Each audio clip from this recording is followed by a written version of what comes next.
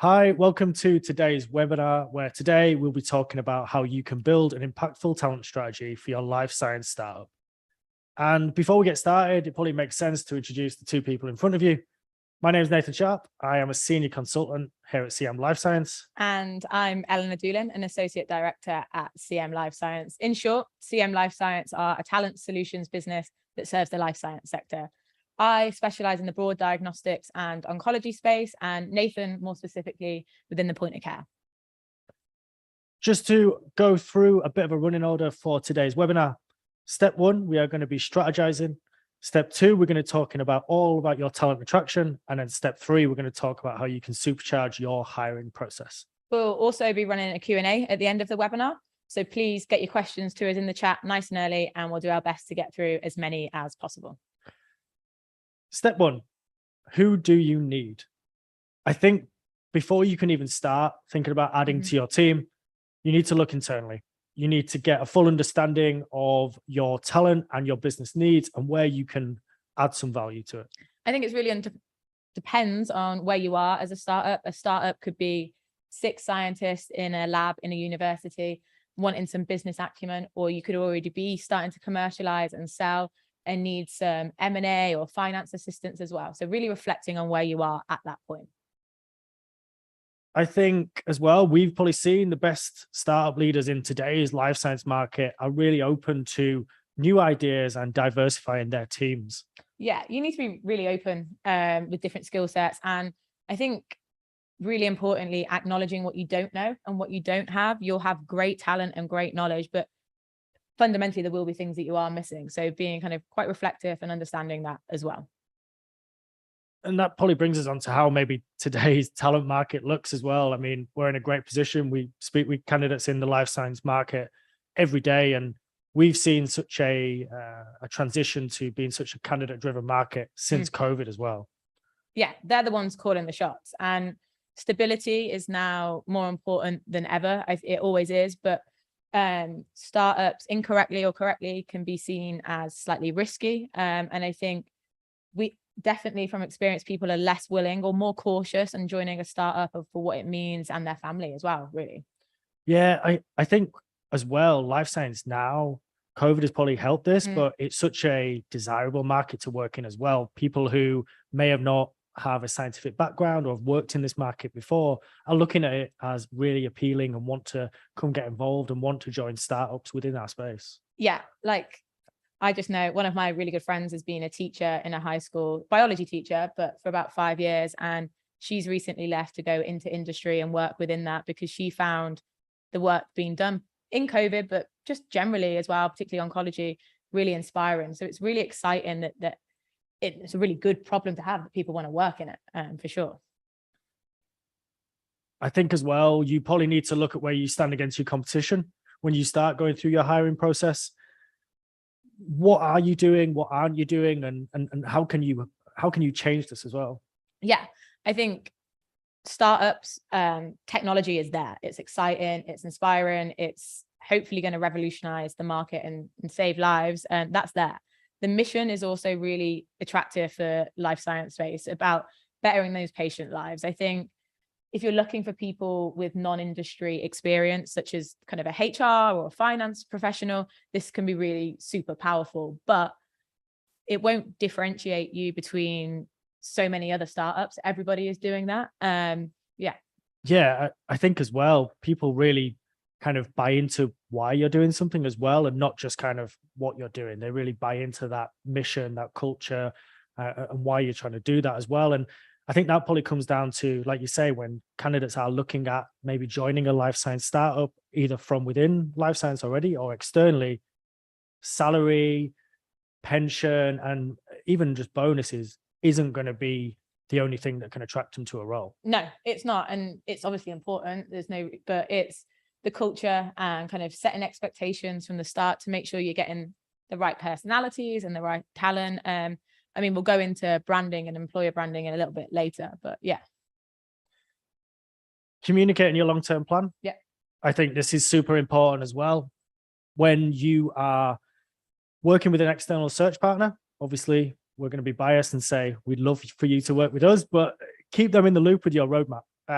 This will then help them when they are screening candidates for you, and it'll really help them engage that candidate and get them bought into your culture, your vision, and what you're trying to achieve. Yeah. And I think the best way to look at your hiring plans, and I think it's something, again, we do well, but I see done really well internally in a lot of things, is to look at it holistically. It isn't stop, start. I think a hurdle and something that can go wrong in a startup potentially is, oh, looking at your immediate need. We need this scientist now. And then by the time you've completed the search, it's too late. So if you're looking holistically and making sure that you know where you're going to be or potentially want to be, it might change, that's fine.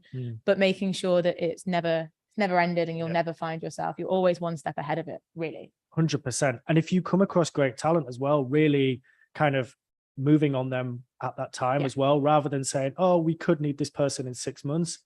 They may not be available in 6 months. Yeah, that goes back to candidate led. So you want to move when you see it, for sure. Moving on to step 2, and again, talent attraction. Before we talk about job adverts and posting them, I think it's important to talk about employer brand. And you mentioned it before, Ellie. What impression are you giving to external candidates that are either passively looking or actively looking? And what information are you putting in front of them about your business? I think, yeah, exactly. And it's all about making the distinction between branding and employer branding. Yeah, I mean, put simply, your brand is to generate customers, whereas your employer's brand, or your employer brand, should I say, is to hire and retain that talent as well. Yeah, I mean, within the wider market and sector and startups in general, really, they have amazing and exciting technology. But that only forms part of the employer brand. And sometimes technology and the excitement around that with high potential isn't enough to convince someone to join. If you're getting people to commit to kind of joining and putting their future in their startup, they'll often need more than just knowing what the technology to do. They'll need to understand what life is like for them at your company, what the culture is like, what the future would look like for them, their families, and kind of their career growth as well. I think long gone are the days where you just say, we're a startup and we've got a great culture. Every day is different. It sounds a little bit cliche now. Everyone says it. You really need to kind of back it up and have some context behind what you're saying, because people will see through it otherwise. Yeah, absolutely. And I think giving an insight into that brand, that culture, like you say, you can't just say it and hope that people buy into it.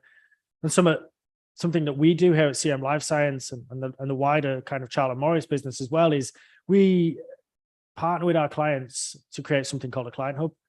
We've both used it with some of our kind of partners, and this is an extension of your website or a client's website to help them really sing about their employers and their employer branding. So this could be interviews with the CEO, the senior leadership team, or even just kind of a lab technician that's just joined the business about how their kind of interview process was and their onboarding process. Yeah. I think the main thing is kind of in the attraction side of it is to give backstage information, behind the scenes, what is happening, maybe things that you don't want your investors or customers to know, really about what that day-to-day is going to be like, and just giving them a little bit more insight.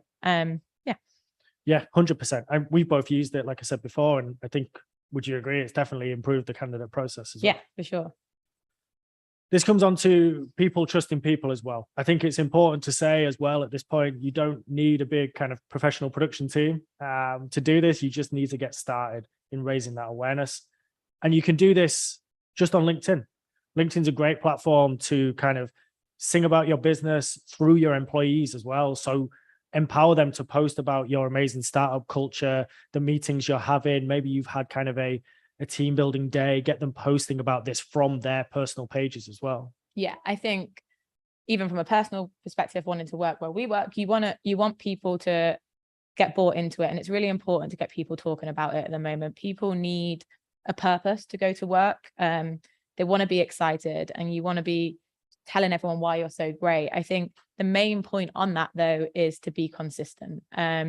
Definitely seen it when you see all employees from an organization post at 3:35 on a Tuesday after they get their 3:30 email reminding them. So it's transparent, and it's not enough to get people to do it once and expect results and to get in it. You be consistent.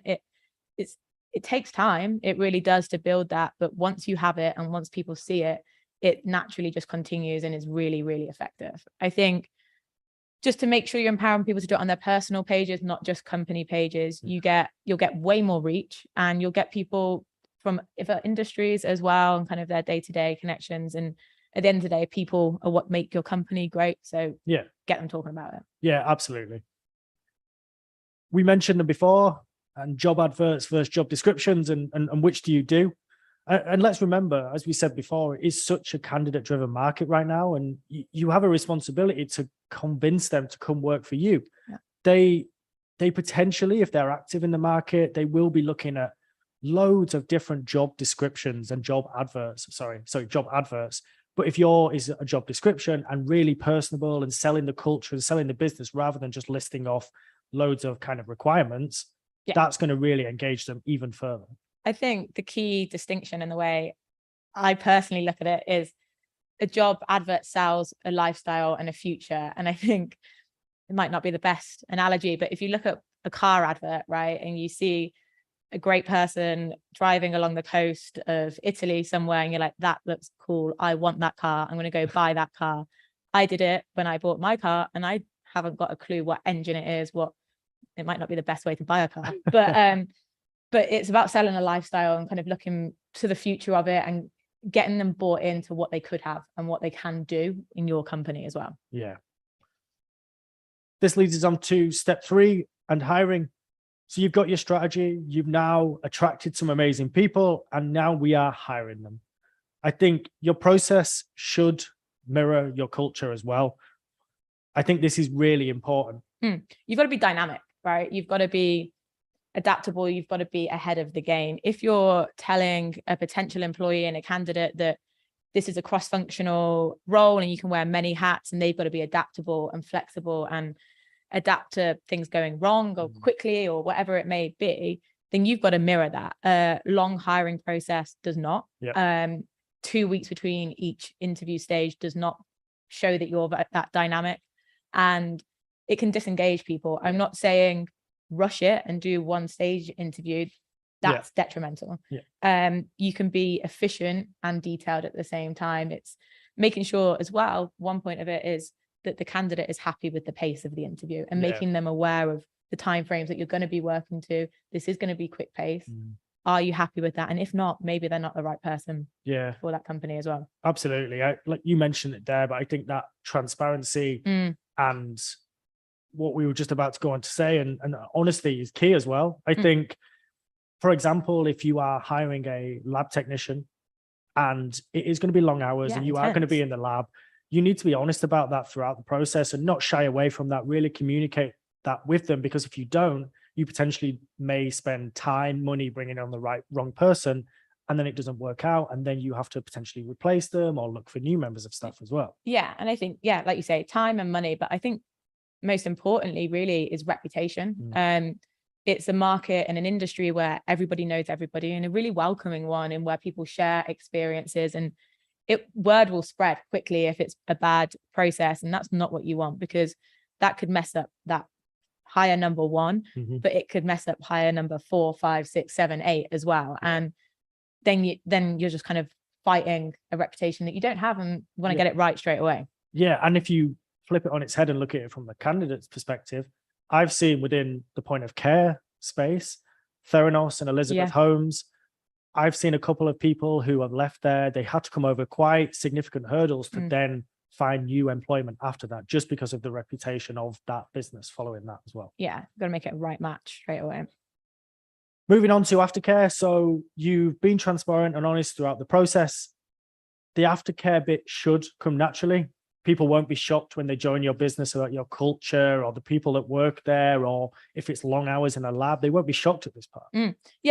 But it's always important, and to be safe, to have those aftercare things in place and to have a structure.